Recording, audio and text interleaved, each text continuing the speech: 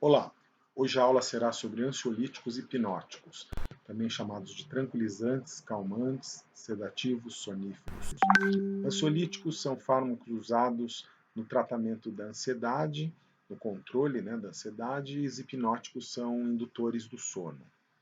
A primeira coisa a gente tem que entender o que é ansiedade. Ansiedade não é como em português a gente associar uma expectativa, uma coisa que você, por exemplo, estou ansioso pela festa de aniversário, ou ansioso para ver o que vai acontecer na novela hoje à noite. E, na realidade, a ansiedade é um sentimento desagradável, ela é uma angústia reacional contra uma ameaça vaga ou desconhecida. Ela é muito parecida com o medo. A diferença é que o medo é contra uma coisa real, mais imediata. E a ansiedade seria como uma coisa mais distante. Um, um exemplo de situação que leva à ansiedade, por exemplo, quando você vai ter uma prova ou uma entrevista de emprego, ou então algumas pessoas, quando vão ao dentista, elas antecipam essa situação e elas entram num estado de ansiedade, às vezes alguns dias antes, ou no próprio dia da consulta, ou da prova e da entrevista. Isso seria uma ansiedade. Na verdade, isso daí é uma ansiedade fisiológica, porque você está antecipando uma condição que realmente vai acontecer futura. Né?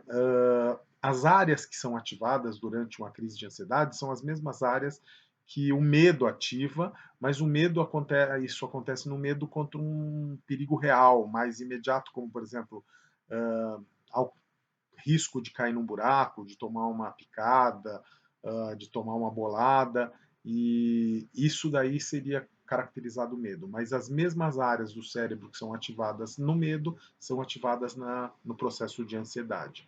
Existe um tipo de ansiedade que ela é patológica.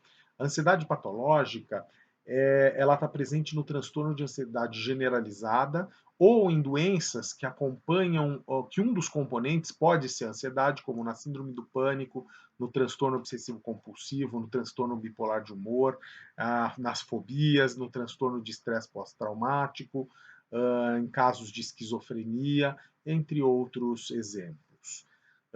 Uma outra coisa importante a gente entender é que numa crise de ansiedade, o sistema límbico é que costuma estar bastante ativado, entre outras áreas do nosso cérebro, mas também o sistema límbico. E o sistema límbico, para quem não lembra, o sistema límbico é uma área do cérebro que controla comportamentos instintivos e emocionais, como o impulso sexual, a raiva, o prazer, instintos relacionados à sobrevivência, como reação de defesa contra uma ameaça, ou que são evocadas por alguma situação nova e desconhecida. Esse sistema límbico é uma área muito primitiva do nosso cérebro e ela, na maioria das vezes, vai nos ajudar no instinto de sobrevivência mesmo, né? Caçar e não ser caçado, evitar riscos desnecessários ou até mesmo ter uma cautela maior, ainda que se arrisque a efetuar, por exemplo, sei lá, uma empreitada para caçar um determinado animal e você precisaria daí estar em extrema cautela naquela situação. Tá? Quando você tem uma crise de ansiedade, independente se ela seja fisiológica ou patológica, é comum ser muito difícil relaxar e iniciar o sono. Então, isso causa agitação e insônia no paciente.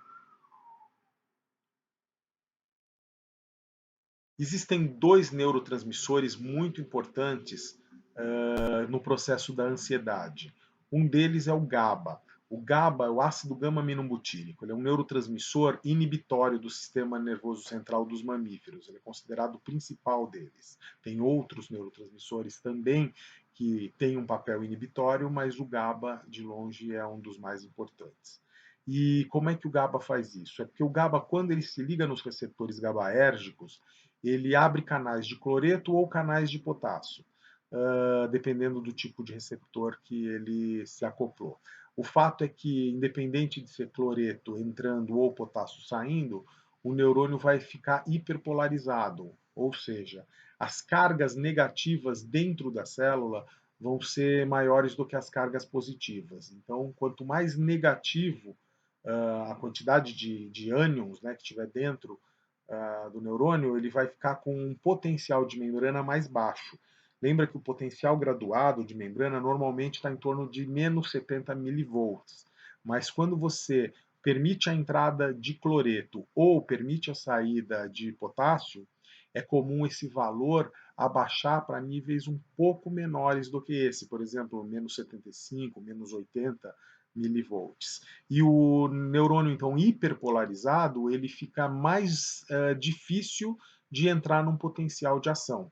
Porque para entrar num potencial de ação, precisa entrar sódio no neurônio e o potencial da membrana precisa passar de menos 55 milivolts. Então, quanto mais distante tiver desse valor, e sei lá, menos 75 está mais distante de menos 55 do que menos 70, né, a diferença aí são 5 milivolts, esses 5 milivolts de diferença são o suficiente para tornar esse neurônio mais difícil de ser excitado, mais difícil dele entrar no potencial de ação. Isso equivale a dizer que você precisa de estímulos bem mais intensos para produzir o mesmo efeito e aí esse neurônio entrar num potencial de ação, ou seja, ele despolarizar. Existe um outro neurotransmissor importante que se chama glutamato.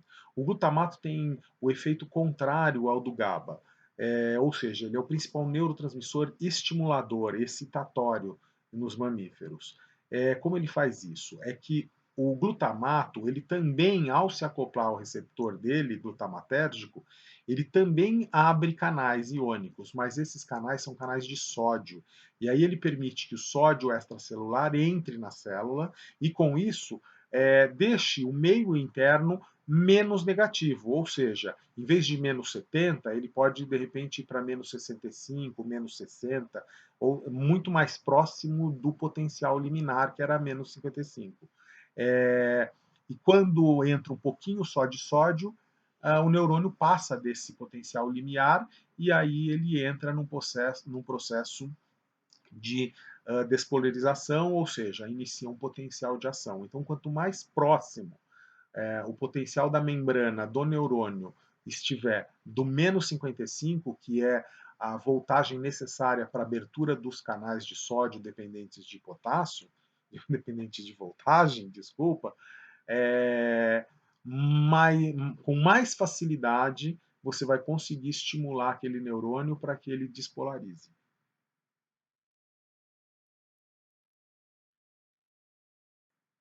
O processo de ansiedade ele pode ser tratado farmacologicamente com drogas que a gente chama de ansiolíticas e hipnóticas. Na verdade, as drogas ansiolíticas e hipnóticas elas fazem os dois efeitos. Em dose mais baixa, ela diminui a ansiedade e uma dose um pouquinho maior, ela induz o sono. Então, elas são hipnóticas. Tá? As duas classes terapêuticas ansiolíticas e hipnóticas são os barbitúricos e os benzodiazepínicos. Os barbitúricos são mais antigos, eles foram descobertos em 1864, mas foram para o mercado em 1903, ou seja, tem mais de um século de uso dos primeiros barbitúricos. O primeiro deles foi o barbital, e o segundo, que surgiu alguns anos depois, é o fenobarbital. O fenobarbital é um medicamento que nós usamos até hoje. Atualmente, aqui no Brasil, o nome comercial do fenobarbital é o Gardenal. O problema é que os barbitúricos eles são muito perigosos, sobretudo quando eles são usados em associação com o álcool, o que era muito frequente, e isso levou à morte de um monte de pessoas, inclusive algumas pessoas bem famosas, como Judy Garland, Jimi Hendrix, Elis Regina, Marilyn Monroe e o mesmo Elvis Presley, que apesar de ter morrido do coração de uma arritmia, sabe-se que no momento da morte ele estava sob efeito de barbitúrico e álcool, além de outras drogas. E o Michael Jackson, apesar de não ter sido barbitúrico, ele morreu por conta de uma sobredosagem do Propofol, que tem o mesmo mecanismo de ação dos barbitúricos, conforme a gente vai ver daqui a pouco. Os barbitúricos, eles têm a capacidade de agir em quase todas as células excitáveis do nosso corpo. Isso inclui neurônios e os células musculares, os miócitos. Mas a ação dele é muito mais intensa sobre os neurônios do sistema nervoso central. E os barbitúricos agem se ligando aos receptores GABAérgicos e promovendo então a entrada de cloreto nos neurônios. Isso hiperpolariza o neurônio, o que torna ele mais difícil de entrar em potencial de ação. Ou seja, o barbitúrico ele acaba tendo a mesma ação que o ligante natural que o GABA. Isso então leva à diminuição da atividade do sistema nervoso central, do mesmo modo que o GABA faria. Ele vai produzir com isso alguns efeitos, como depressão de vários componentes do sistema nervoso central, relaxamento muscular, bradicardia, bradipneia e hipotensão. Dependendo da dose, o barbitúrico ele pode causar alívio da ansiedade, em dose um pouco mais alta, sedação, indução do sono, anestesia, coma e morte, nessa ordem.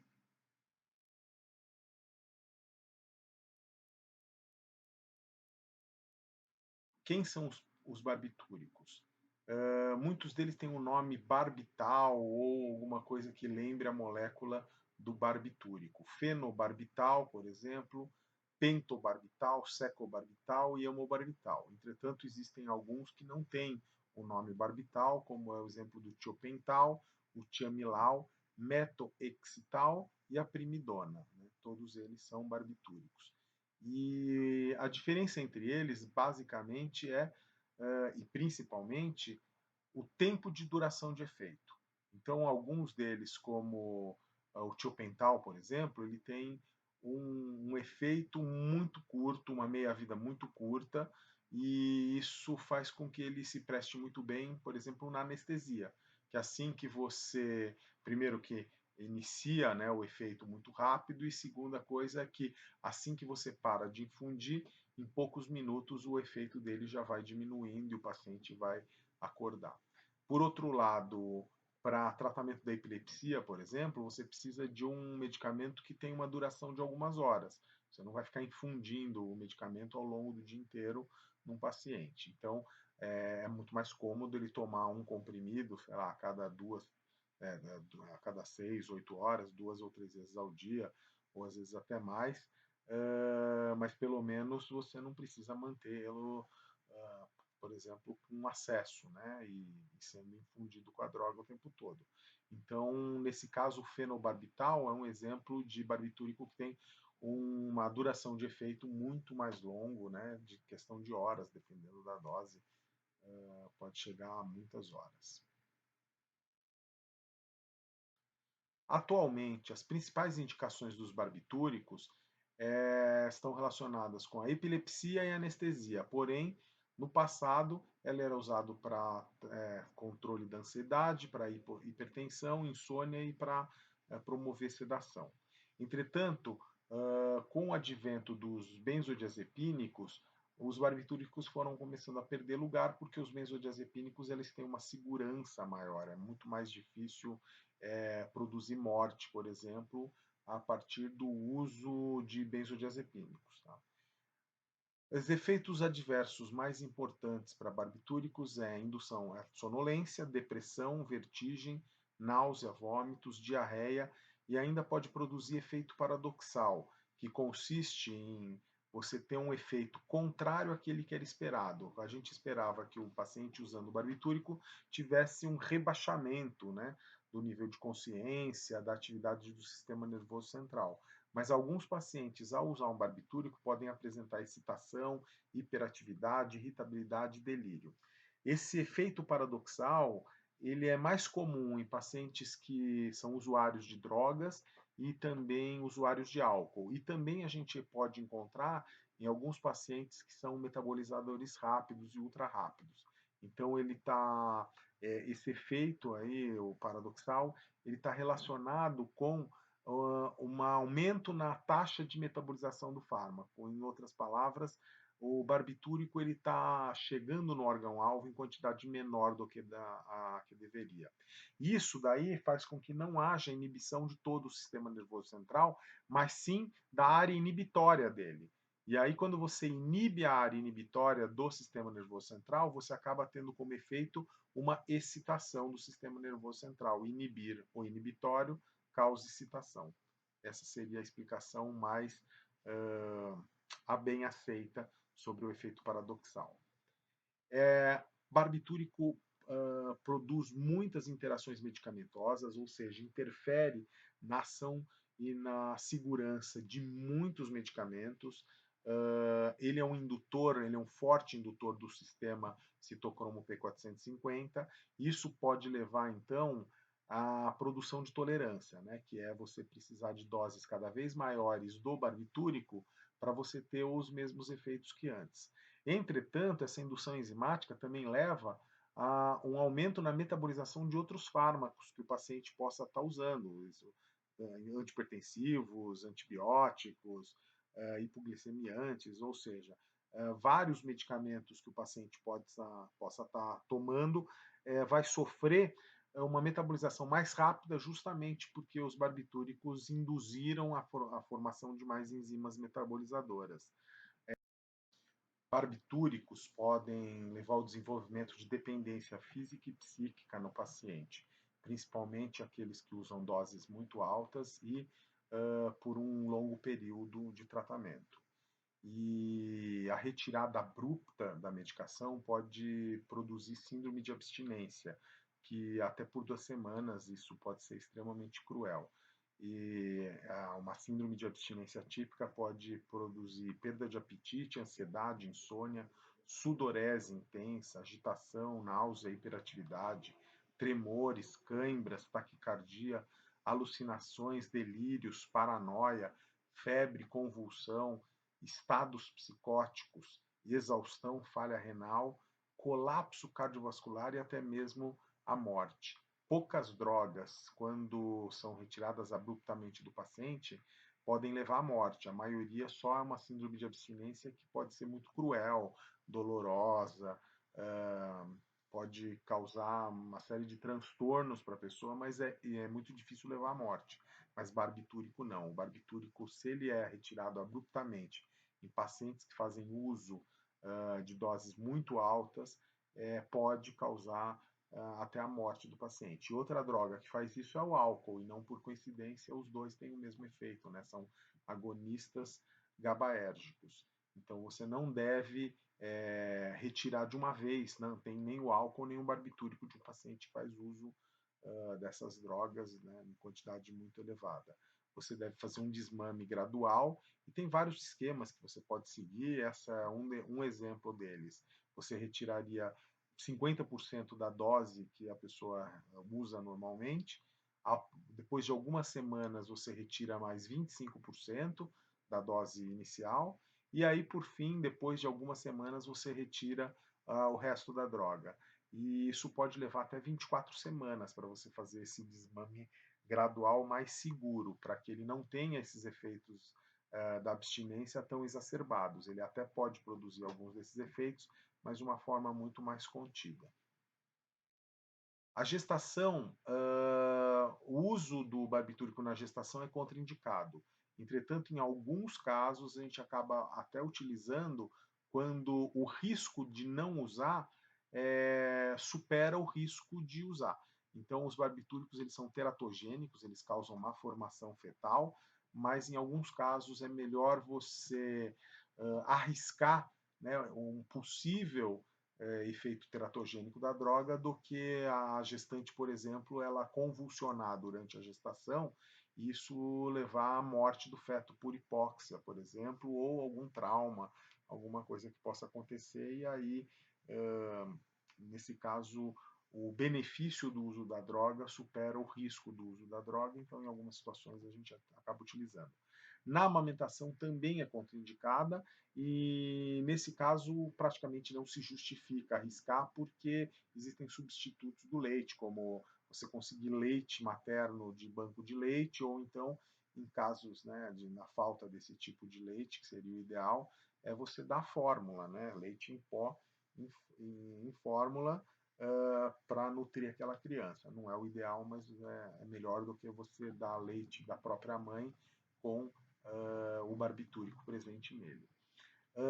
Barbitúrico, eles são bastante seguros quando usados em dose baixa, as doses usuais, por exemplo, para o tratamento da epilepsia. Entretanto, por conta da tolerância, é muito comum o paciente começar a usar doses cada vez maiores e ainda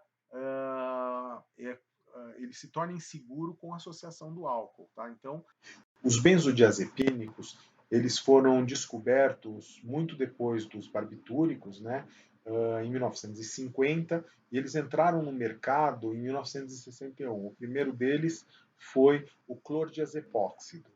2 anos depois, foi desenvolvido o diazepam, com o nome de Valium, ele entrou no mercado em 1963.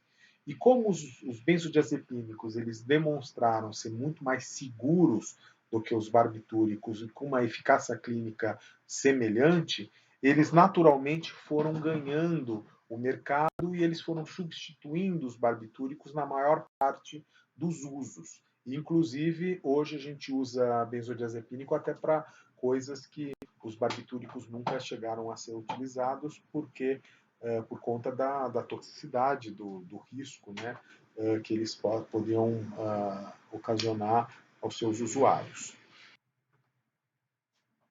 O mecanismo de ação dos benzodiazepínicos é semelhante ao dos barbitúricos, mas tem uma diferença essencial. Os barbitúricos, como a gente viu, ele se liga aos receptores do GABA num sítio ativo. Isso faz com que ele imite a ação do GABA. O benzodiazepínico não. O benzodiazepínico ele também se liga ao receptor GABAérgico, mas num sítio lateral que a gente chama de sítio alostérico. É um local lateral ao sítio de ligação do GABA, e isso faz com que o receptor GABAérgico ele mude a forma, ele tem uma alteração na forma e torna o receptor aumenta a afinidade do receptor pelo próprio GABA, que é o ligante natural.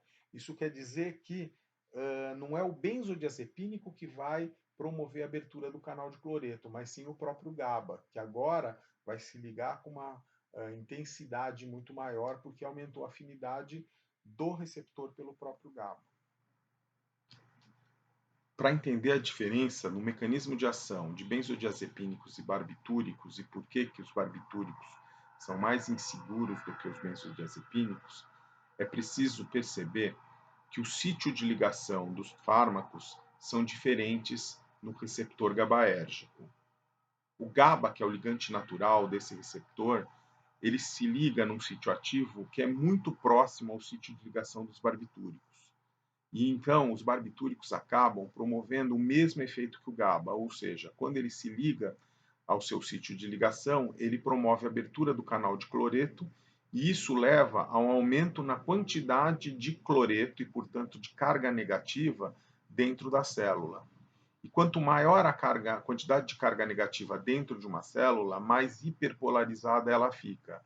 Ou seja, o limiar, o potencial de repouso dessa célula se afasta do limiar de ação. Ou seja, o normal seria ficar em torno de menos 70 e o limiar é de menos 55 milielectrovolts. Mas quando a célula está hiperpolarizada, aquele potencial de repouso se afasta do menos 70, ou seja, vai para números mais baixos. E isso faz com que seja mais difícil iniciar um potencial de ação nessa célula. É mais difícil ela despolarizar. O benzodiazepínico, ele também se liga no próprio receptor GABAérgico, porém é num sítio lateral, é um sítio que a gente chama de alostérico. E ao se ligar nesse sítio lateral, ele altera o formato do próprio receptor. Isso faz com que aumente a afinidade do receptor pelo próprio GABA, que é o ligante natural. E com isso, o GABA vai ser necessário para estimular a entrada do cloreto. Então, o benzodiazepínico sozinho ele não consegue fazer aumentar o influxo de cloreto. Ele precisa ainda ou do ligante natural ou de um barbitúrico. Ele só vai aumentar a afinidade do receptor pelo próprio agonista ou pelo próprio agonista natural. Por isso, ele se torna um pouco mais seguro. Se você tiver excesso de benzodiazepínico, não necessariamente vai haver uma hiperpolarização geral em todas as suas células. Mas se você tiver excesso de barbitúrico, sim, todas as células que o barbitúrico se ligar vão ter aumento na quantidade de cloreto e com isso vai diminuir a chance de despolarização. Se isso tiver numa sobredosagem, se estiver em excesso, os neurônios param de funcionar. Isso pode levar à morte do paciente.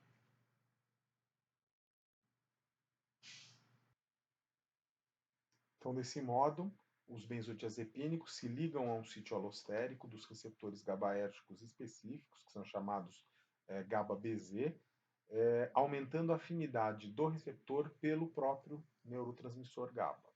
E aí, quando o GABA se liga ao receptor, ele vai então permitir a entrada de cloreto, né, vai abrir o canal do cloreto, e isso leva à hiperpolarização do neurônio. Isso vai causar depressão de diversos componentes do sistema nervoso central, relaxamento muscular, bradicardia, bradipneia e hipotensão, igualzinho os barbitúricos produziam. E também, apesar de serem mais seguros, os benzodiazepínicos eles podem produzir de alívio da ansiedade em dose baixa até sedação em dose maior, sono numa dose maior ainda, anestesia, coma e morte, dependendo da dose que você utilizar do benzodiazepínico. Os princípios ativos benzodiazepínicos são o diazepam, o flunitrazepam, o triazolam, o midazolam, o oxazepam, lorazepam, clordiazepóxido, temazepam, alprazolam, clonazepam, prazepam e bromazepam.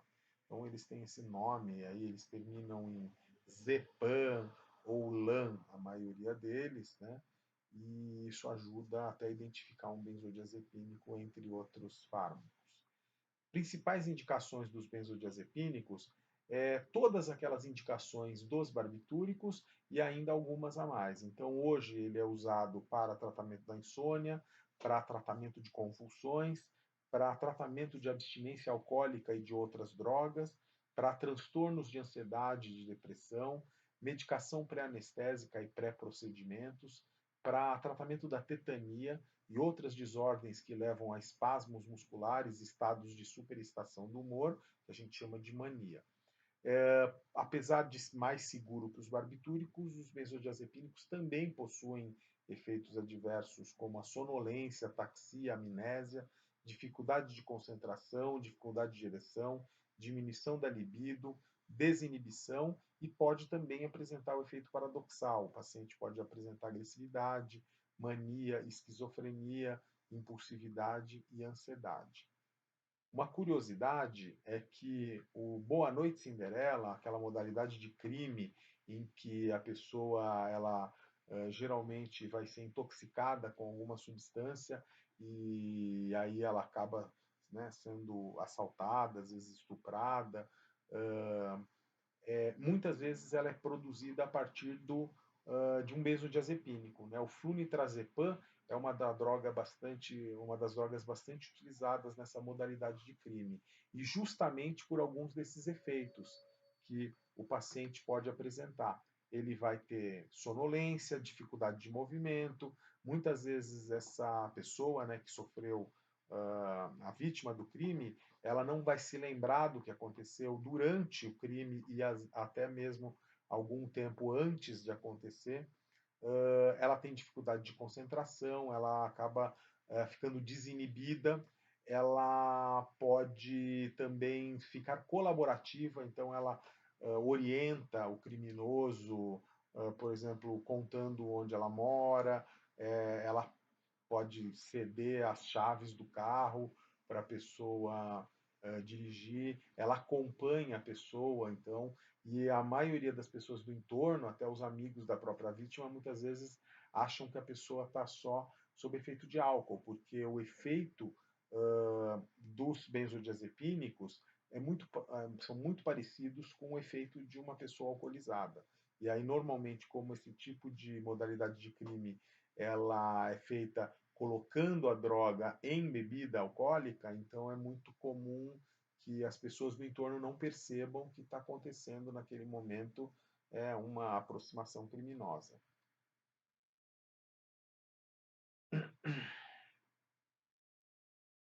Benzodiazepínico produz também interações medicamentosas importantes com muitas classes de droga. Também pode induzir tolerância, muito menos que um barbitúrico, mas em algumas situações é necessário fazer ajuste de dose após algumas semanas de uso, porque você passa a necessitar de doses cada vez maiores. Pode causar dependência, a pessoa ela necessita agora da droga para atividades comuns, como indução do sono, por exemplo, ou para ela não entrar num estado de ansiedade. Ela também pode produzir síndrome de abstinência, principalmente quando o paciente usa doses bastante elevadas e no longo prazo. Porém, diferente do barbitúrico, benzodiazepínico ele não vai produzir morte quando você interrompe o uso abruptamente. Entretanto, o ideal seria fazer um desmame gradual, pode ser usando aquele esquema de 50%, 25%, 25%, ao longo de até 24 semanas, ou outros esquemas de desmame gradual, tirar 1 miligrama por semana. Tem vários esquemas aí que são propostos para fazer o desmame gradual, para evitar que a pessoa entre numa crise de abstinência que pode apresentar ansiedade, irritabilidade, insônia, fadiga, cefaleia, dores, tremores, sudorese, tontura, náusea, dificuldade de concentração, depressão e até mesmo pode apresentar alucinações por causa da ausência da droga. Na gestação e amamentação, o benzodiazepínico também é contraindicado, porém, em algumas situações a gente acaba usando. Ela causa uma formação palatina, por exemplo, de alguns neonatos, porém, tem hora que é melhor você correr esse risco da má formação para que não ocorra, por exemplo, crises convulsivas durante a gravidez, o que seria muito pior para o feto e para a própria gestação e para a grávida. E tem mais uma coisa interessante. Os benzodiazepínicos, eles são bastante seguros, podem causar algumas intoxicações, principalmente quando o uso concomitante com álcool, mas ele tem um antídoto. Diferente de barbitúrico, que não tem antídoto, o benzodiazepínico você pode tratar o paciente com flumazenil. O flumazenil, ele compete pelo mesmo sítio de ligação do benzodiazepínico no canal, aquele sítio alostérico. Então, o flumazenil consegue deslocar o benzodiazepínico e com isso diminuir a ação dele. Isso é importante no caso de intoxicação, sobredosagem, e também é importante para reverter o efeito do benzodiazepínico durante uma cirurgia. Então, logo após a cirurgia, em vez de você ter que aguardar o benzodiazepínico perder efeito, que pode levar vários minutos até algumas horas, dependendo de qual benzodiazepínico você usou e a quantidade, mas você, terminado o procedimento, você pode administrar flumazenil e alguns minutos depois o paciente vai estar acordando. Tá? Isso também torna ele bastante seguro e bastante conveniente para uso em cirurgias. Agora, lembrar que o flumazenil ele é um antagonista só além dos hipnóticos, dos ansiolíticos hipnóticos, né, barbitúricos, benzodiazepínicos. Existem também alguns fármacos que promovem hipnose, ou seja, indução do sono, porém eles não são do grupo dos ansiolíticos. É o caso do zolpidem, zaleplona, zopiclona, exopiclona e indiplona. Esses medicamentos, eles agem no mesmo receptor GABAérgico que os benzodiazepínicos e os barbitúricos. E ele é muito parecido, o mecanismo de ação é muito parecido com o dos barbitúricos. Ele também estimula os receptores GABAérgicos se ligando ao sítio ativo dele. Então, ele promove a entrada de cloreto no neurônio. Entretanto, eles acabam sendo mais seguros porque o efeito dele se dá praticamente só sobre os centros do sono do sistema nervoso central e não sobre o sistema nervoso central inteiro. Por isso, eles acabam sendo mais seguros e eles são mais adequados para, se o problema for só o tratamento da insônia. Entretanto, eles não têm atividade anticonvulsivante, eles não têm atividade ansiolítica, o uso fica restrito mesmo à indução do sono, para tratamento da insônia. Eles podem induzir tolerância, igual os barbitúricos, eles podem causar dependência, igualzinho os barbitúricos. Ele também promove muitas interações medicamentosas, como os próprios barbitúricos. Então, a grande vantagem, e única grande vantagem, é que a ação dele se dá quase que exclusivamente sobre os centros do sono. Então, eles são hipnóticos, não ansiolíticos.